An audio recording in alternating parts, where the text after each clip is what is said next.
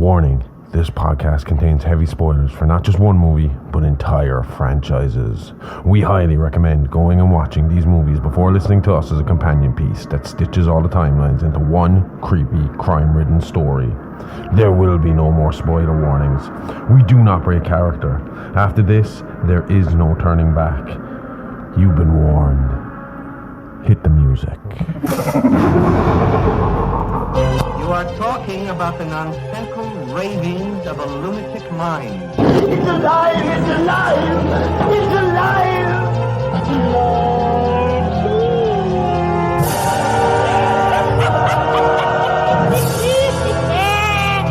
It's alive! It's alive!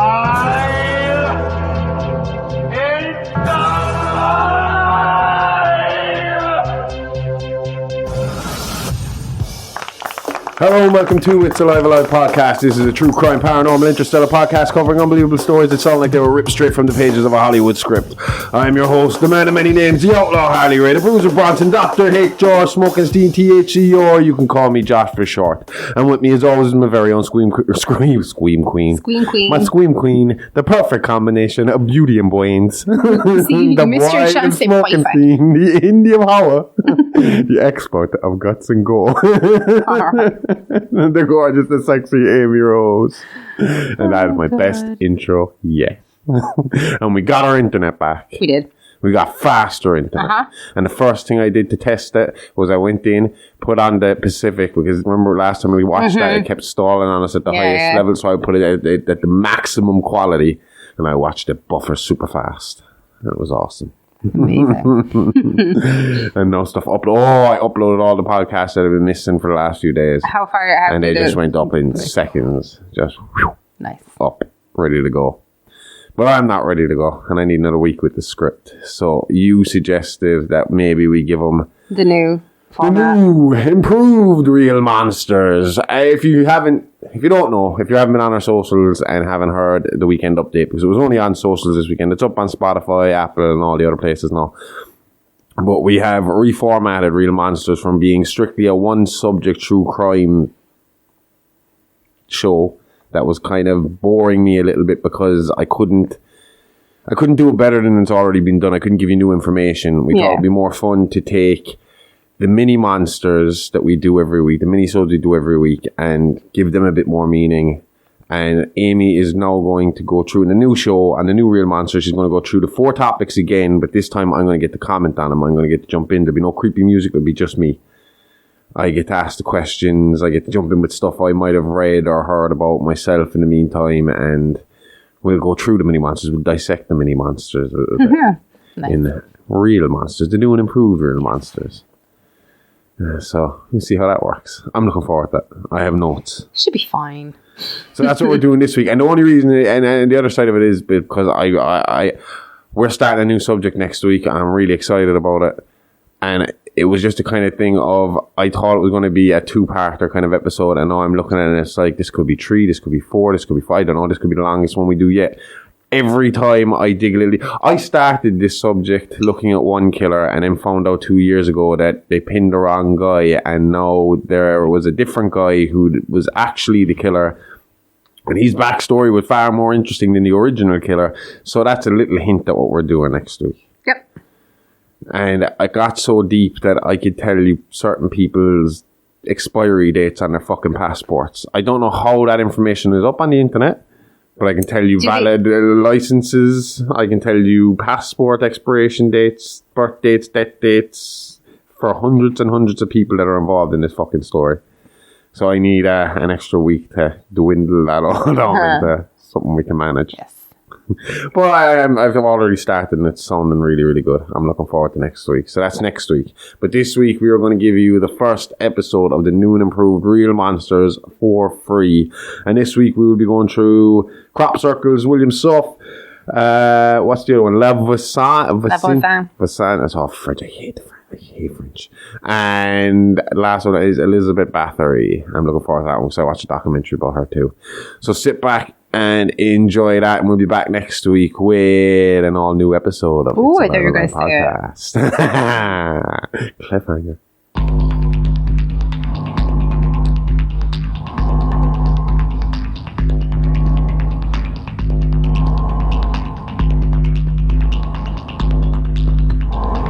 Hello and welcome to the new and improved Real Monsters. I'm your host, Dr. Smokenstein, and with me as always is my gorgeous co-host, Aimee Rose. Hi. And today, this is the debut episode of the new Real Monsters. It's also a bit of an experiment, so we'll be tinkering with this a little bit for the next few weeks, but I think we got it down. Hopefully. This is a companion piece to Mini Monsters now, to the mini-sodes.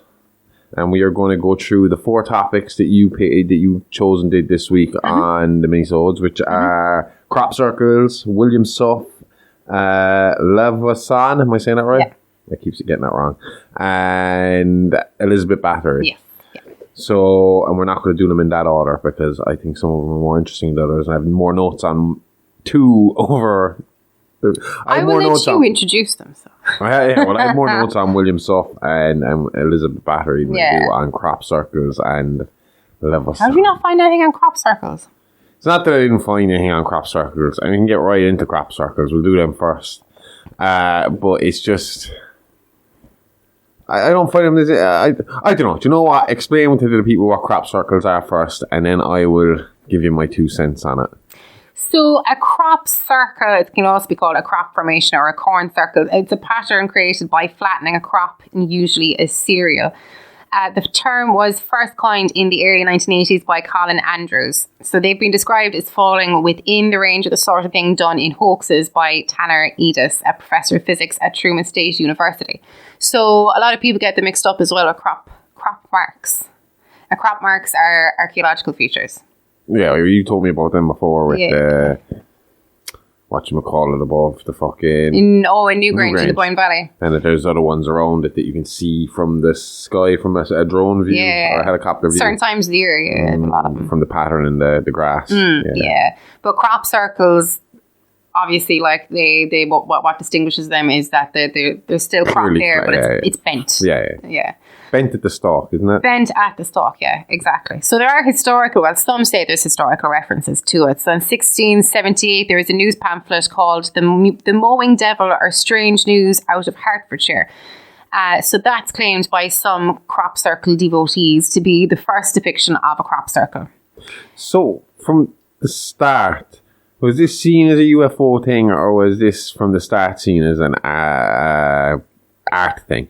I am not sure, because there's a bit of pushback about that article by Jim Schnabel, if I'm saying his name right. So he doesn't consider it to be Schnabel. He doesn't consider it to be a historical precedent because it describes the stalks as being cut rather than bent. But that's just kind of, tomato. Yeah, well, not really, because if something lands, but you see the whole thing, like if something lands, it's going to bend it. I thought you just meant in general, but I agree with that. Yeah. It's cut, obviously, it's an artistic thing. But when I first heard of crop circles, it would have just been your standard UFO shape in the middle of a field, a circle. There was no crazy designs. It wasn't like signs where you were getting these, and all the ones you see now that are really artistically done. They're basic. Patterns. Maybe the aliens trying to contact us were more of the kind of primitive type back then, but they just... Well, that's the other side of it, isn't it? Where they think that maybe it could be a message that they're sending rather than them landing. But it made more sense to me as a child when I first heard of it. It was just them landing. No, it was the ship landing and then taking off again. Yeah, that's kind of the idea of it. I think my big question to people who have crop circles would be, and an easy way to figure out whether it was man-made or alien-made is it basic or is it a mad, crazy pattern? And number 2, are there burn marks? Is there radiation there? Is there anything there at all that would indicate that something took off from there? I think what people cling to with that is you never see the walking pattern into the crop circle for the people to have made it. There's never a trail. But that's because you can walk amongst the crops. I know how they do the crop circles. I have seen videos. Because I was going to say that that's what people need to get used to with this show is you need to listen to Mini Monsters because I will interrupt Aimee, and sometimes we mightn't even get to the end of this story. We might move on afterwards because you'll hear a lot of it in Mini Monsters anyway. This is a companionship piece. So, I mean, we don't need to go fully into crop circles because I do want to spend more time on the other ones. Are you telling me to shut up? No. I'm just saying that I'm just jumping ahead a little bit with, I know how it's done. I know it's the thing, it's a board and some fucking rope. They used to think it might be downdrafts, though. They just... Genuinely. Making the patterns. Like in the 19th century, there was this guy that God is speaking to us through the... But he thought that, when you see fairy rings, so they're like, like the mushrooms in the rings, and he thought they were caused by a downdraft from like the sky. So then people were like, okay, well maybe if they could be caused by a downdraft, maybe the crop circles are being caused by a downdraft of wind from the sky. How far back did the crop circles go? Well, okay, so those aren't technically crop circles. They're fairy. They're But just in general, I'm just wondering how far back did it go when you say there's archaeological signs of it. Did I say there's crop circles? Yeah. No, I'm saying crop marks are archaeological. But just in general. Historically, 1678 was in there. This news and what pamphlet. did they think it was?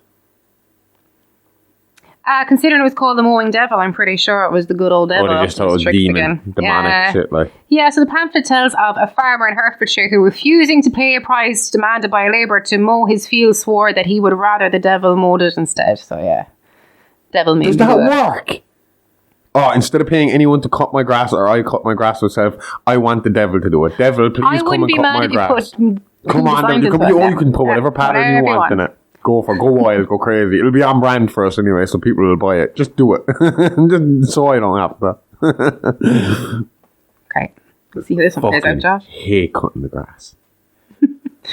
Okay. Anyway, so then you had I remember these guys, Bauer and Charlie, I think is how you pronounce it. But they were the guys that they're responsible for like 90% of the crop circles. Yeah. Yeah, I've seen them. They're the guys I saw with the plank of wood and they're basically holding holding reins, kind of like the reins of a horse, like kind of. Oh, exactly. Like they have the rope over the board like that, and they're stomping down on the board to make the pattern. And a lot of the crop circles as well in the UK, they're found kind of near places of historical and religious significance. So a lot of them are found near Stonehenge, and Aimesbury is another.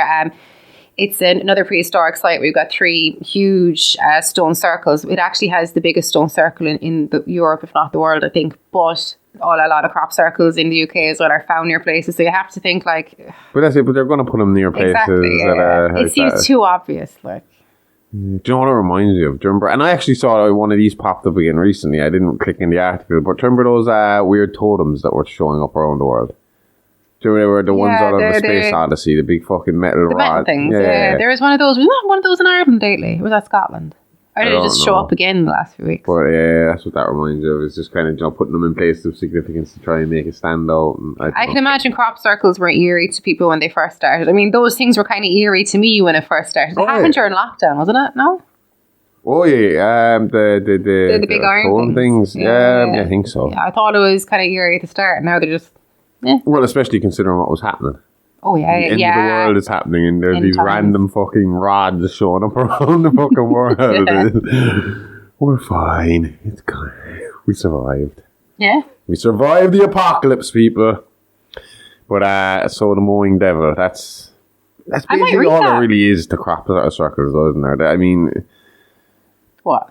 It has to be the devil? No, but that's all there is to it. It's rather an artistic thing. It's an alien thing or a demonic thing. But I mean, realistically, it's just artistic. Most people have come out. It's kind of like... There are other theories, though, like freak tornadoes, ball lightning. Fuck off with your freak tornadoes. Ball lightning. But but some of them are very detailed, especially since signs came out. You know, they're extremely But there's detailed. still always that chance that freak tornado, it might be one in however many million, but that freak tornado could make that. Somewhere in the multiverse. Yeah, exactly. It happened. Sentient freak tornado. So there's the weather, there's the paranormal, mostly extraterrestrial. And then there's my favourite explanation, which is wallabies. What? So in 2009, the Attorney General for the island state of Tasmania... I literally have a note right here in front of me that just says Willy ? Willy ? Oh yeah, that they're that's like downdrafts. They're those downdrafts that I was on about. Oh, so it's nothing to do just with kind of wind. Yeah, right. No. These wallabies in Tasmania. So it was the Attorney General stated that wallabies had been found creating crop circles in fields of opium poppies, which were being grown for medicinal use. So after consuming them... Are you telling me that the heroin-addled fucking wallabies, that there wasn't one in there called Willy? It's definitely Willy the heroin wallaby. No. I unfortunately. just pictured fucking Chappelle as Tyrone Bigham's Willy the Wallaby. But I'm pretty sure smoking up that poppy. So Willy Willy, it's like a dust devil or a water spout kind of idea. Okay. Yeah. So Willy Willy's like a devil thing. No, like a dust devil, as in. Do you ever Like see? Pazuzu. A nature devil, a nature kind of. I would have demon. thought like a dust devil was the natural kind of. Do you ever see it on TV? No. Like a kind of 2 seconds, because I'm finding this really hard to put into words. like a little tornado, Yeah. like the Tasmanian devil running around the place. Yeah, I was about to say that, but I was like, this is going to sound ridiculous. Well, no, everyone knows what Taz looks like when he's running around the Yeah, place. a He's dust like devil is a strong, well-formed, relatively short-lived whirlwind. Whirlwind was the word I was looking for, and I couldn't think of it. tornado. Whirlwind. No, whirlwind. Tornado to me is massively destructive. Like this thing is more like a gentle. But they're very similar, is what I'm saying. Yeah. Okay, And probably not the cause of crop circus. that's true. But I would believe that it was the wallabies if they were like completely stoned, because they've done this with spiders, where they've given spiders different drugs to see like caffeine and heroin and things like that, to see what webs. Yeah, and there's some of them that were actually quite cool, and then there were some of them that really they weren't webs at all. They weren't catching anything in them. Yeah, I think that was like meth and stuff like that. Oh, wasn't it? yeah, Some of everything. the harder, really hard ones or something like that. Yeah, It there was just one like of an them that absolute was though mess. genuinely class. I believe it was the one I advocate usually. I think it might have been after. Alright, it was LSD, yeah. Doing mushrooms probably as well. Yeah. I gotta look that up. If there's a video there, I'll put it up on TikTok. Oh, the If spider. they'll allow me. Every single thing.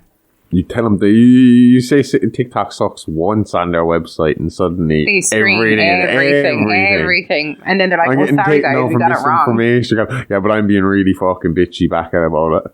Like when we put up, Passive-aggressive. they put up, they put us up. It was Nice name, TikTok. misinformation when it was a video about us talking about watching Poor Things and Us Immaculate. explaining what happened to our internet. And then- They're like, misinformation. And I messaged them back and I was just like, I can in fact ensure you that I did watch Immaculate and I did watch. I This have is my witnesses. opinion of the movie. We won every appeal. So We did. go fuck them. Anyway, so do you have anything else on crop circles? Or have we done enough on crop circles? We kind of did enough on crop circles. Nearly I 15 mean, minutes like, on crop yeah. circles. I didn't even think we were going to get 5. See? Next one I want to do is the French one. Let's get the Frenchie out of the way. La Voisin. I'm only taking the piss French people because I know we have at least one French fan. I don't know how to say that right. La Voisin. It sounds right to me. Cool. So she was Catherine Monvoisin, or Née Deschays, if I'm saying that right. My French is absolutely Yeah, terrible. your French is better than mine, so don't even look at me asking. So she was a French. She was a French fortune teller. She was a commissioned poisoner, and she was. I will remind you that this whole shift in shows happened because of my inability to pronounce names and the anger that would happen while But I you tried can to do it. it when the mic's off, like. I know, the minute I click pause, You I get can say the tongue for word it. again. She was also a provider of alleged sorcery. So she was the head of a network of fortune tellers in Paris, providing poison, aphrodisiacs, abortions, magical services, and the arranging of black masses, which I've seen. I've seen this on TV, these black masses that she used to do where like the issue a baby would be killed. And now they're not sure if the baby was always killed or if the baby had died first, like, do you know, but like the blood of the baby would be used. And I always thought, I seen this in Versailles on with your TV. fucking women this week, didn't you? But I seen it on TV and it looked so far-fetched that I was a bit like, and then when I was reading up on it, and it was it actually happened. We watched Late Night with the Devil this week, and I said it to you, I was like, fuck it. When we were watching, I was like, that Grove thing is real. It's real. And you were like, what? And I was like, the Grove thing is real. It's Bohemian Grove. It's a real thing. This actually happens. They go off into the woods and they do these, apparently, musicals for each other. Hundreds of men go into the woods together and do musicals and dramas and whatever floats your boat, genuinely. I mean, they really liked to keep highlighting that they pee and poop outside for these 2 weeks. That's because it makes him feel manly. Well, no, it was I also feel manly used when in I gotta court do it. to avoid having to hire women. What? Well, they used it as an excuse in court to avoid having to hire women. Because they pee and poop outside. Yep. They didn't want the women to walk around, and on top of it, they didn't want to have to feel uncomfortable with it. And this was something that was traditional, and it was built into the club, and this is what they did. So this is just, you'd have to put up with it. And they didn't work out for them. I think they still managed to keep women away from the. They've had like 2 or 3 honourary members. Mm-hmm. Nobody And anyway. they allow honourary members, all right. They allow them in as visitors a lot, like as guests. But none of them are allowed official status, I don't think, because, the other guys don't want to be peeing and pooping outside with them while they do their musicals. If you're too... in their posh tents. I'm sure they could all chip in to afford a few own. porta potties, like.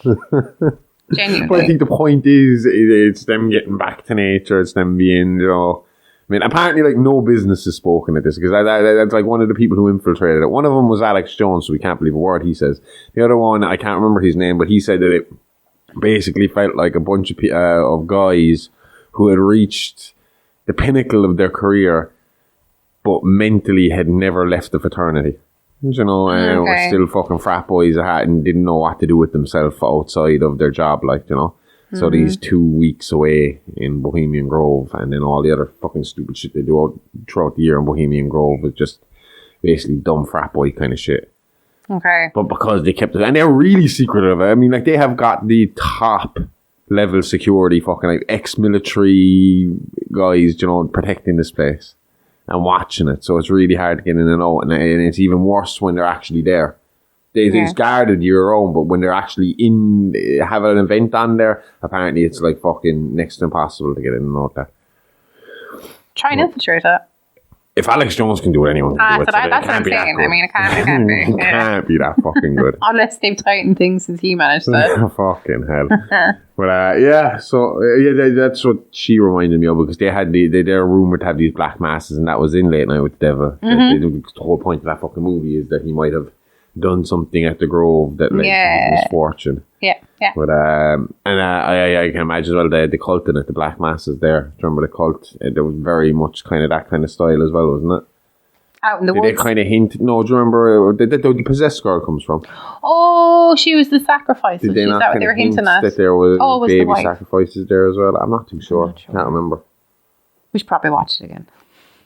We will watch it again. It was a good movie. But anyway, so the thing about La Voisin was that, the thing that I think is most interesting about her, that even happened at the time, was that her most important client was Madame de Montespan. So she was the official royal mistress to King Louis XIV of France at the time.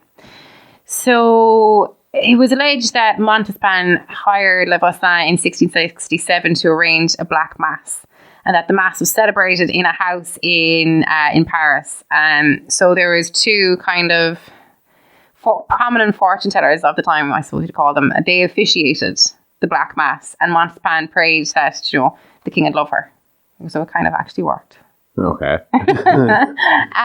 So basically she became the mistress of the king that year. Well, that's the other thing. That's like one note I have written down here from when you were reading it on Mini Monsters, and that was, she sounds like a comic book or a sci-fi bad guy.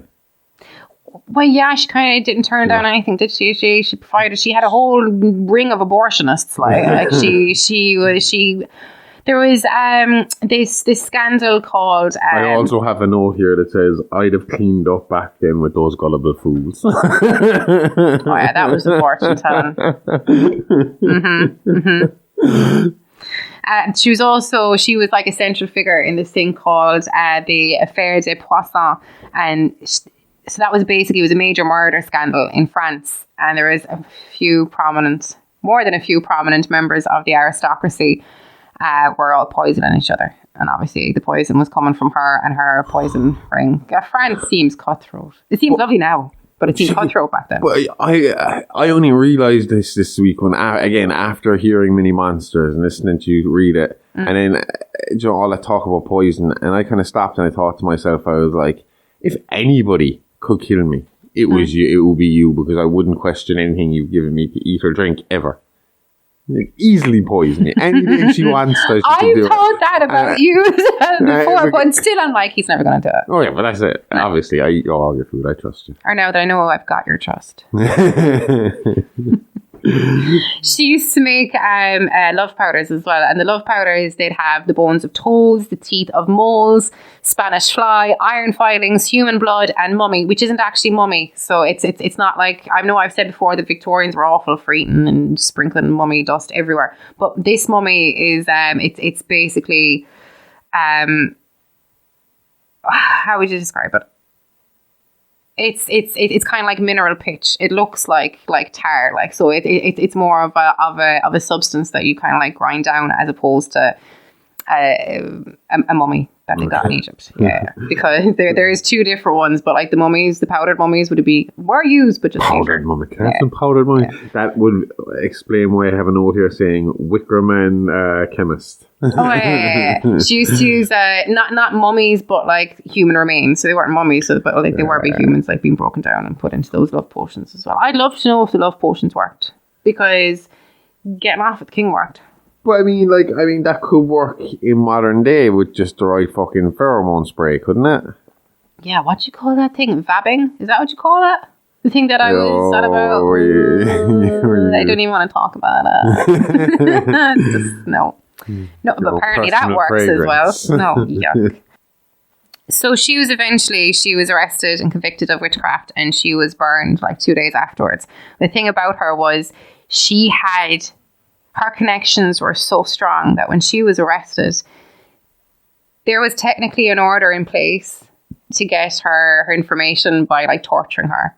But it was never put into effect because the king was too worried about whose names were going to come out and who was going to be implicated. I didn't know there if you were going to say her connections were good, like the Godfather's connections were good, or her connections were good, like her connections to the other side were so good that people were afraid I to do questioned those shit. Connections, but no, her connections were Godfather good. Like, as in, like, she had her hand in absolutely fucking everything. She darked on everybody.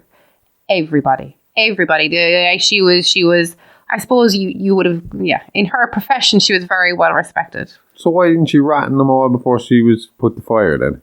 If it would have gotten she her was all still, it wasn't going to get it. She was still going to be burned. She was still going to be. So she went out like a proper gangster in the end, a proper mafia. Yeah, but I mean, like, if you have this woman who you just proved killed babies for Godfather masses, fucking how many abortions, sold poison, you were never going to get out of the death penalty, like.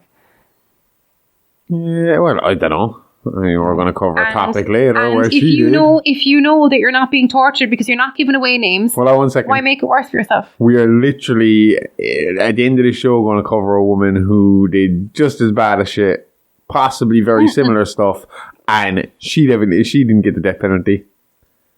She didn't fucking get killed. Because, she had connections. do you know why?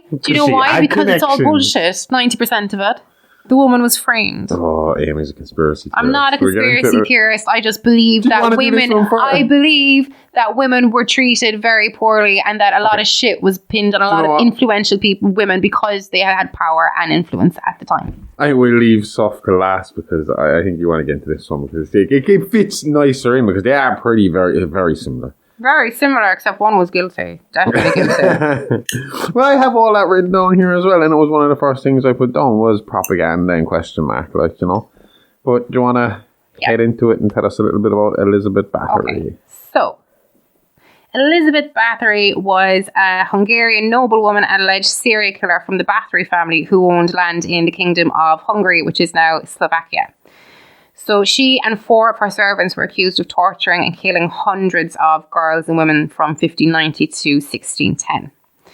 Her servants were put on trial and they were convicted, whereas you said Bathory was just imprisoned, and she died under mysterious circumstances. Her servants sound hilarious and scary at the same time. It sounds like a horror movie. It does that. It would make a good. I don't know. I've seen movies about it, but true movies. Dracula. I haven't seen a horror movie with Ingrid Pitt, who is extremely animated on the documentary I watched about Elizabeth Bathory.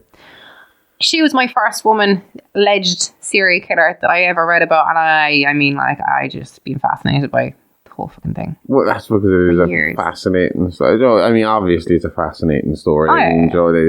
They're kind of crediting her with possibly being an influence for Dracula, and you could see why. But there was no notes ever found in Stoker's journals. Do you know, like the journals where he would have had his rough work? Like you, like it's with mind maps, although I'm sure Stoker didn't use mind maps. I still use mind maps. But anyway, they never found anything saying that, like, do you know, like, she was but remember before when we were covering the Maniac, Frank Zito, and I wrote that whole script, and I had to write the backstory between him and his mom. Yeah. And then when I finished writing it, and I had it all fucking finished and done, and we were recording it, you turned around and you were like, that's why do I keep forgetting this guy? Kemper's story. Ed Kemper's story. Oh, yeah. And I was like, fuck, you're right. So, I mean, it could be in the back of your head. Dracula kind of lines up with Vlad Tepes. Does it? Yeah.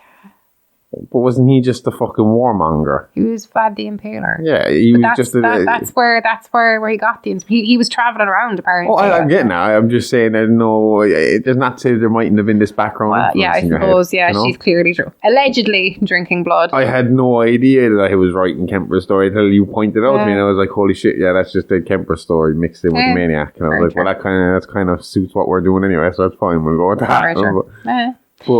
But the thing about Elizabeth, she was from a hugely influential on both sides family, and she married into an influential family. The documentary I was watching said that her family would have been brutal, vicious, bloodthirsty, so that she was brought up around violence from a very early age. They told one story about there was this one guy, I can't remember the backstory to it, but the way they killed him was they cut open a horse, put him inside the horse, and stitched the clothes with only his head hanging out, and left the both of them there to die. And that she witnessed all this happening, so she was kind of around it. She was made witness things like that on purpose. Like it was she was trained to be cruel because as in like that's how the family lived. Like. And I will say as well that nearly everybody, even the people who would be on your side, said that she was definitely 100% cruel and violent to her servants. But they also added that every noble person was cruel and mean to their... It's not a stereotype. Because to them, they were literally insects. They were there to be used and played with and to do what they want with. Yeah, 100%. And if you believe the story of her serial killing, no one really gives a shit about what she's doing until she starts killing noble women or daughters of noblemen and stuff like that. Oh, come here. It seems that like in around the time that Bathory was around, when you go kind of further over into Europe, like the Italians, there's stories there that are vicious. There's this one guy that used to pose like his enemies that he'd killed like in Last Supper formation, like one by one, like they'd go in like. There's a lot of nasty stories. Next week. Nothing. Oh yeah. Forgot that. But see, that's the other thing. Like, the documentary I watched was by what's her fucking name again? I have it written here somewhere. She's the one that writes the crime books. Nicola. No, it's an N word. I wrote this down so that I wouldn't forget her name because I always forget her name. Always forget her name. But starts with N, I'm almost sure. I can't think of it. And it's not here in front of me for some reason. 1 minute. Cole, I think, might be her second name. What's it called? Martina Cole? Martina Cole, that sounds familiar. But, she's a proper fucking London girl. and the only thing that was weird, though, she pronounced some words really weird in that documentary. Like what? Like decade. Decade. I was like, what? It sounds like she's saying dickhead really, really fast. Where's she from? Oh, it's London. It's out. No, I mean, she sounds like she could be fucking in EastEnders, like. She sounds like she could be Danny Dyer's fucking... She sounds like she could be Danny Dyer's fucking sister, like. But Martina Cole, I'm pretty sure. She had a good TV show there at one point. I'm pretty sure Tom Hardy was in it.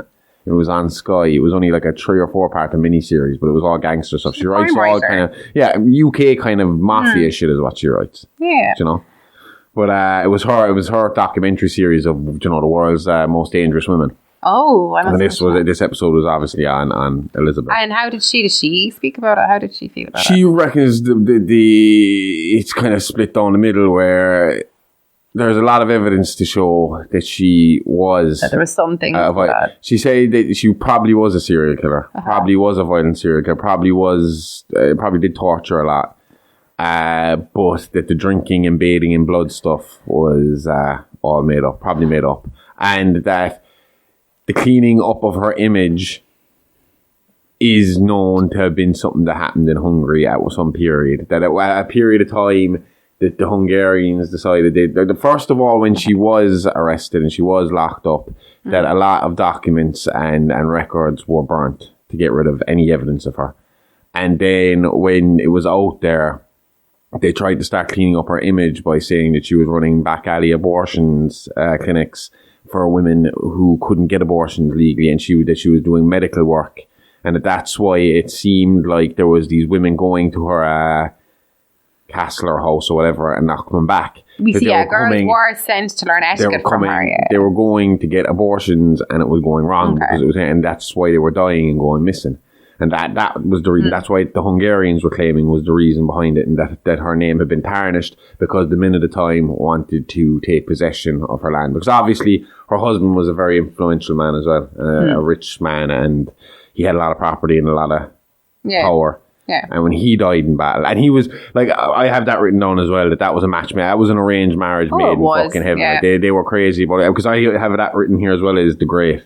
That their story reminds me of The Great, except she's also evil. Yeah. But it just seemed kind of like they were set for each other. But to me, if you believe everything, it sounds like someone with a lot of money who got bored, a huge sex drive. Yeah. And just kept taking things to the extreme, and there was no one there to tell her to stop. I would say though that there is some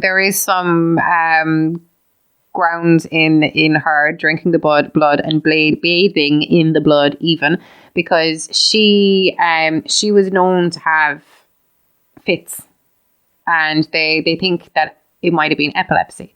And a common cure for epilepsy at the time was to like rub the blood of a non-sufferer on your lips, or you give the Does that work?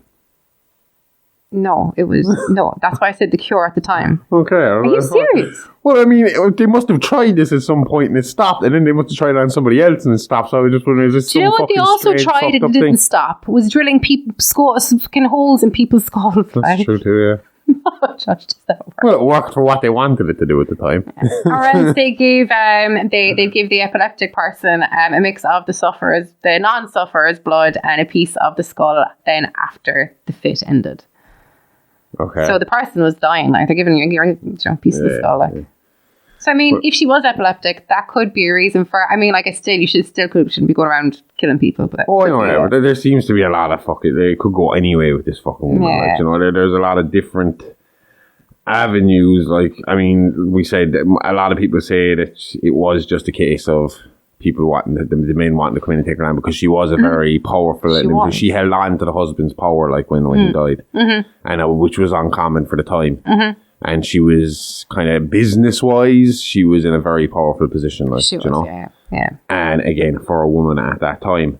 And I mean, what's all this shit about Transylvania then? If you're saying that she's no fucking relation to Dracula and she's hanging around, you cannot tell me that the woman that they fucking believed soaked in blood and drank blood and happened to have a castle in Transylvania has nothing to fucking do with Dracula.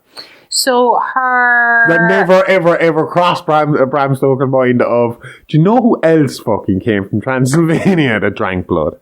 So her brother was kind of like a ruler in Transylvania. Her paternal great-grandmother was a member of the influential Polish-Lithuanian Radziwill family. And then she was a niece through her mother of Stephen Bathory, who was the Prince of Transylvania. So he actually became King of Poland. So, I mean, she did have connections, but I mean, like, Bathory and Tepes, they're different. I know. I know they're different. All I'm saying is that when the man picked Transylvania as the backdrop, when the Irishman picked the Romanian fucking town of Transylvania as his fucking backdrop for his blood drinking demon fucking story, surely at some point in his research, this woman popped up. Yeah. You know, at some point he had to have put the connection of the woman who is known for drinking fucking virgin blood to Transylvania and make that connection. Like, had to happen. Okay. So she has to have some influence in Dracula. Yeah, no, I can see how. But yeah, what else? I have something else here that I wanted to say about her. I know I can't remember. But do you know what she reminded me of as well? Was in fucking Outlander. Do you know the way, like, I'm always saying, like, the way fucking, what's the name? Claire, first, that's her, yeah? Gets herself into trouble every fucking episode. Well, outside that, showing some of her medical ideas from the future could get her. So I've often said, it's like, why are they not screaming witch at this woman? Do you know? They did. I know that, but it seems like, as well, like what I was saying, that could have been a part of this as well. That, you know, that this woman might have just been fucking medically minded. But that doesn't make sense, That doesn't make sense. Why would it? There was girls being sent to her house for etiquette lessons that weren't coming back, like. And she had, I'm sorry, but she had an evil fun-size friend. Oh, yeah. I mean, her gang, she had a gang, like a weird, creepy gang. And when I was listening to the documentary, it sounded like fucking the Firefly house from fucking House of 1000 Corpses. Okay. Yeah. I mean, there was one thing they were like, that she was like, was she like whipping some woman while two of her other servants who helped her kill were hooting her on, and they described the small person as screaming sexual slurs at the woman. Hang on, is this when she was caught? Because it's the common misconception that she was actually at dinner when they came and raided the house. I don't know when they said about her getting caught. What they said basically was that she had been doing it for years when it came to servants and peasants. Yeah, and nobody gave a shit. No. And then she was starting to run out of servants and peasants and stopped giving a shit. And suddenly it was any girl she could get her hand on. Yeah. And there was that documentary did lean in as well on her being bisexual. And that she had that it was a sexual thing, like, you know, that she was turned on by all this killing and blood and all this kind of stuff and taking it as far as she can. Yeah. But that it was when she started taking out noblemen's daughters. Oh, exactly. That the noblemen had or the king or something had I don't know, emperor. I can't remember, probably emperor had an investigation launched against her, and then they managed to get the evil fun-sized man. All I can picture is the leprechaun.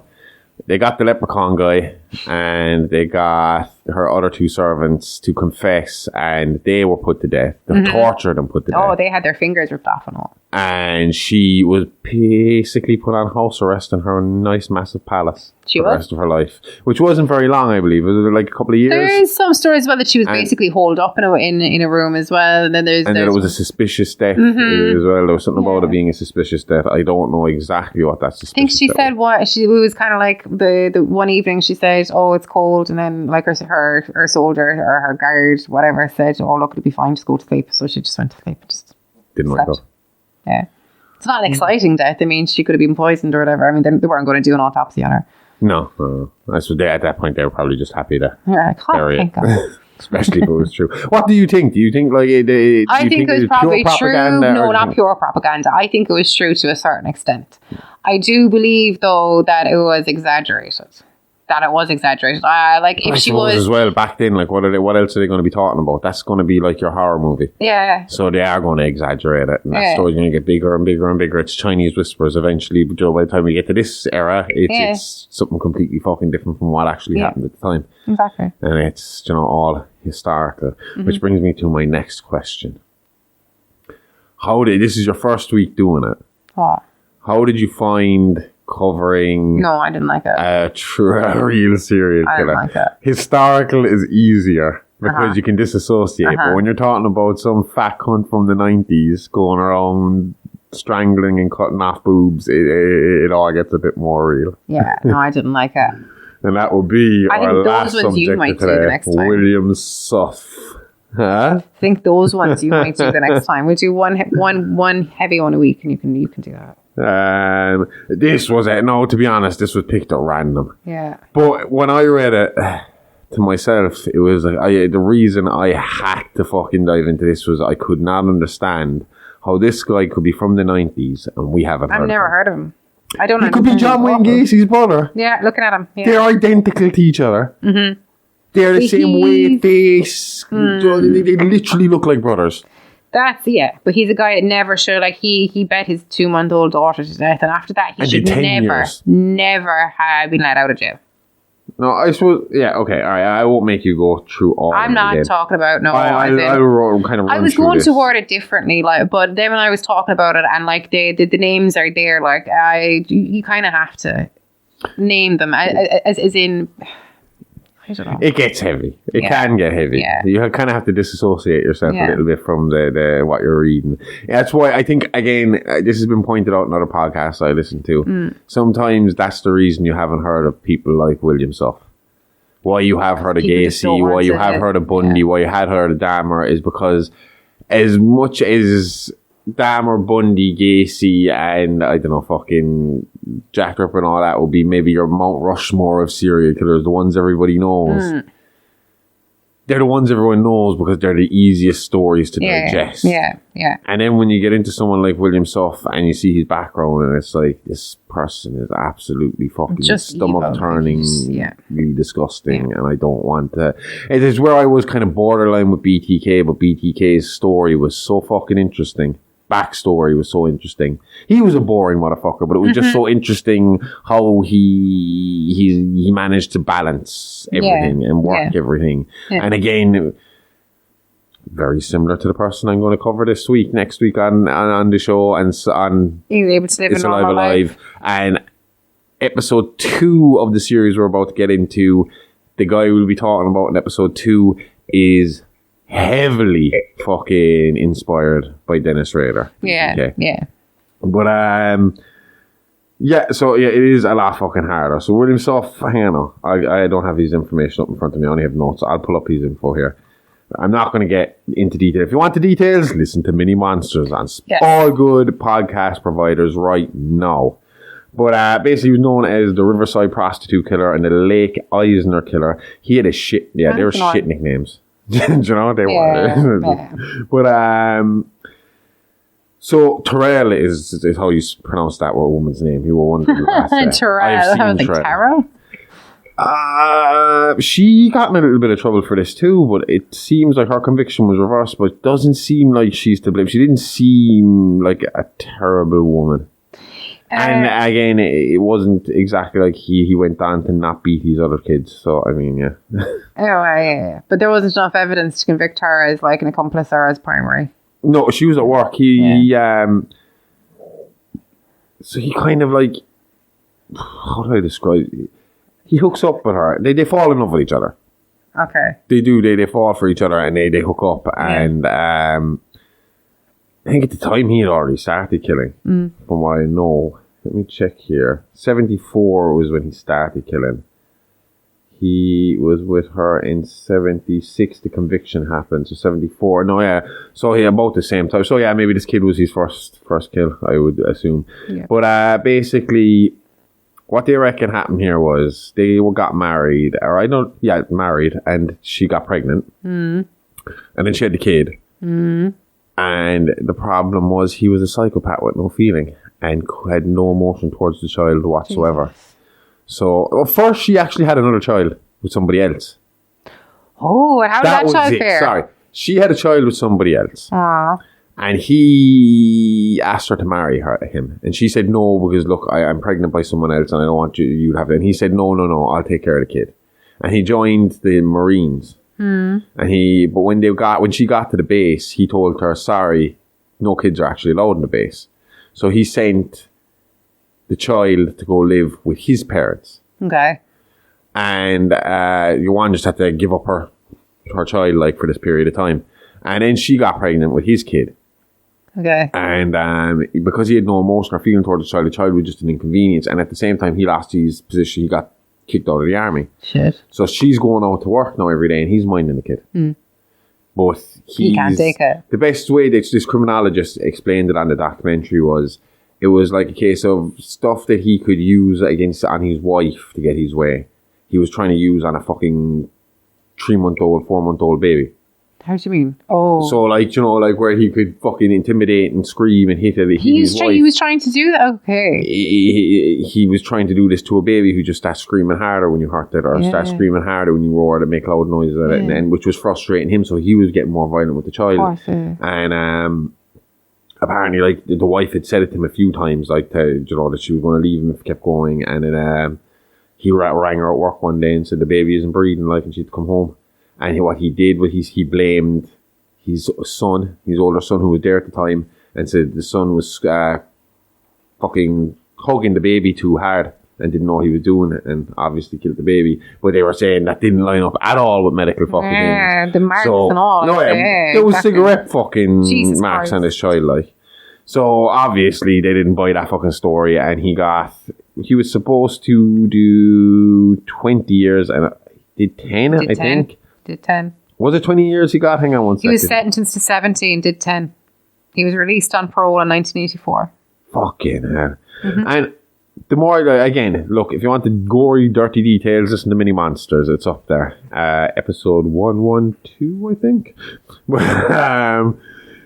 So you can get into it and you can go through all the victims. There's Rhonda Jetmore, Kimberly Little, Christina Leal, Darla, Jane Ferguson, Carol Lynn Miller, Cheryl Croker, Susan Melissa Strenfeld, Kathleen Leslie Millin, Sherry Ann Latham, Kelly Marie Hammond, Catherine McDonald, Delia Zamora, Eleanor Casares, fucking hell, Michelle Yvette Gutierrez, Charlotte Jean Palmer, Linda Anna, fucking hell, I thought there was only like 12 of these. No, Martha Bess Young, Diana May Talavera, Julie Lynn Angel, and Cherie Michelle Passeur. So this guy, his MO was fucked up, because he'd get the prostitute, sleep with them, and then he would strangle them and cut off their boobies. Now, I was wondering when it came to the cutting off the boob thing, because of the time as well, and he wasn't the only guy to do this. Shit. It's only the guys that have been on Mindhunter, I can't remember their fucking names. Jerry, I'll get it. Jerry. Fuck!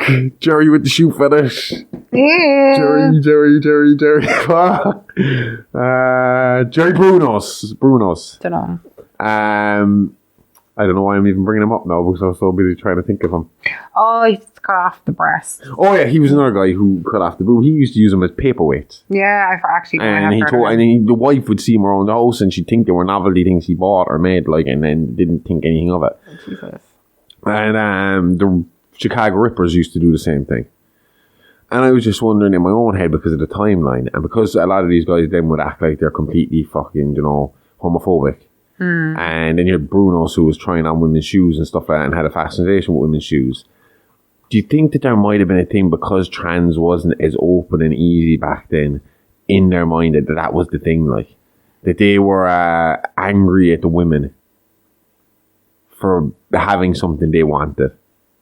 That they wanted to be the woman, like, almost like Buffalo Bill style, I'm going to build a woman's suit, like, But instead of building those, they're taking out their aggression by removing the sign of their womanly kind of features, Yeah, maybe. After they had already done dirty things to them themselves, like, Yeah.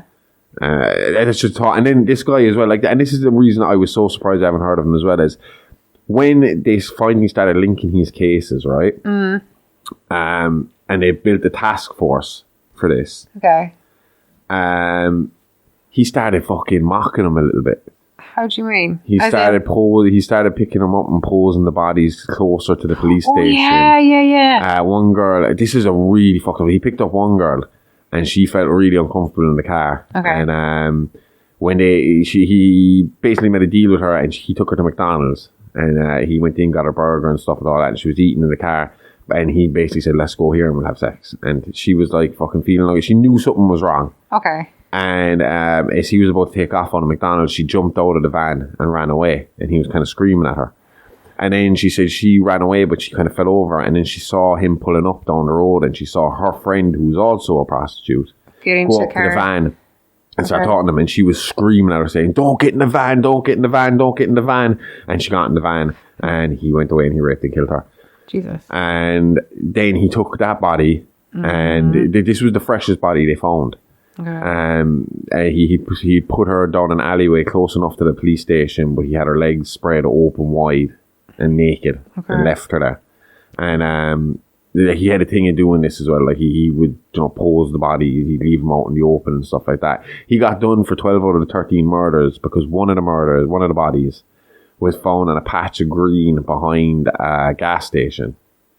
And when the detectives were there trying to collect evidence, the sprinkler fucking system turned on. Oh, and it tainted the evidence. And there was 2 pockets of semen found in this woman, and one of them were his, so they know it was him. But the other one was someone else's, and because the evidence had been washed away and tainted, they couldn't prove it, so they could never get a conviction on that last one. Fuck. Yeah. But they got a conviction on all the other ones, and they were saying the worst part about this guy was,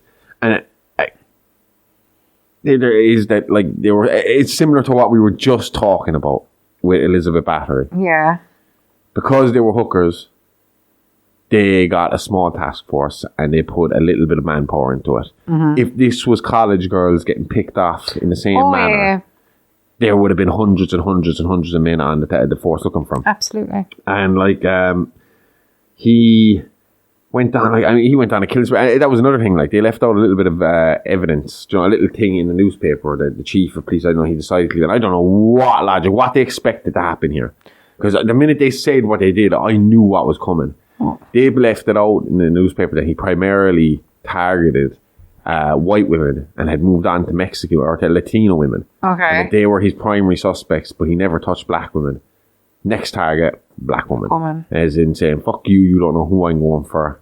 I'll take what I want. There's nothing you can do to stop me, Yeah. In the end, the girl that got away, that saw her friend go into the car, was able to give him a good description and give him a description of the car and a description of him. The van. And they eventually convinced the police to put more money into there was just going to be a week-long hardcore search where they were going to stop everybody. They were going to watch for everyone. They were watch for this van, watch for this suspect, and they knew where he's trolled. It was University Avenue, and they were going to watch that area. And anyone trying to pick up hookers, it was like pull them over and check them. So this motorcycle cop, saw the van, followed him going down to University Avenue, and it waited for him, and he made an illegal turn or something, and the cop pulled him over. And he said once the cop got a look at him, he was like, this guy looks like the drawing. The car, man. Oh, and that was the other thing. The evidence left behind at the scenes was building up against him was the tire marks on the van. Okay. And his shoes. Oh, so the shoe print. They took a shoe imprint and made a 1-to-1 scale size, and then went to every shoe shop they could and checked every sole of every shoe to find the shoe. Did they do this to Ted Bundy as well? No, they did it to Ramirez. That's who it was. And then his girlfriend, he had another girlfriend with another baby, and he was doing the same shit to the baby again, the new baby. Jesus. But she bought him a pair of Converse shoes for Christmas or his birthday or something, and he wore them, and they got an imprint of that. But then they were able to tell that there was they were able to, because of the tire marks at the scenes, they were able to match the 4 tires, what brand of tires they will be, to the grooves on them, and what position they'd be on the van. Okay. So when they pulled him over, he rang his superiors, and his superior was like, what brand is the front tire driver's side? And he was like, this is the brand. Okay, what brand is the tire backside tire? Right. Check that one. That matches up. Freeze the scene. We have him. And then when they caught him, they found a knife in there that had blood on it. Yeah. They found that the carpet in the back of the van matched fibres found on all the bodies. And he was pretty much done, but he wouldn't admit to anything. He said something strange. I can't remember what it was. He said something strange. Is he dead now? No, he's on death row. He's still on death row. Okay. And that's the thing. And the fucked up thing about it is as well was another girl got away earlier on. And I said this again. I said it in some show we were talking about it lately. And I still believe it. They let this guy get through his fingers because he did a bad job at his first attempted murder. Attempted murder should be treated exactly like a murder charge. Yeah, absolutely. If you attempt it and fail, it just means you were bad at killing. You still had the mentality to do it and go for it. You're getting the same charge as a murder charge. And that would have stopped this guy before he started. 100%. Instead, he ran through 13, at least that they know of. They suspect much, much more when it comes to this guy. But 13 that they know of that he was responsible for. And you know what was fucked up? This is a really fucked up story. One of his last, was it his last one? The black girl. Yeah. When she was found, he used to work a kind of delivery driver for office supplies and all this kind of like, you know, fucking desks and stuff like that. Yeah. He had 2 detectives in from the task force who were just being put on the case as well, who were there to collect their office furniture, to go to the office to fucking try and find him. And they got a message, you know, they got a fucking beeper saying, oh, we have, you know, contact us. And they asked him, can we use the phone here to call dispatch? And he was standing there listening to the 2 cops on the phone discussing the murder he had just committed. Jesus. And he really felt like he was ahead of him the whole time. And that's what I'm saying. I mean, I know it's a terrible story. And it is. Even the fucking documentary was rough to get through. And, you know, when they were going through the numbers of it, the sheer, you know, it was like, I felt like I was getting near the end of the documentary. And suddenly it was like, and then there was this person, and there was this person, and there was this person. It was like, fuck. The story is intriguing. Yeah. But I suppose then when you put in like baby murder and getting away with it, and that's what they said, when he's in jail, he's the fucking perfect prisoner. That's why he got out of it. That's real, 10 years, because he was a perfect prisoner. Yeah. Did not put a toe out of line when he was in prison.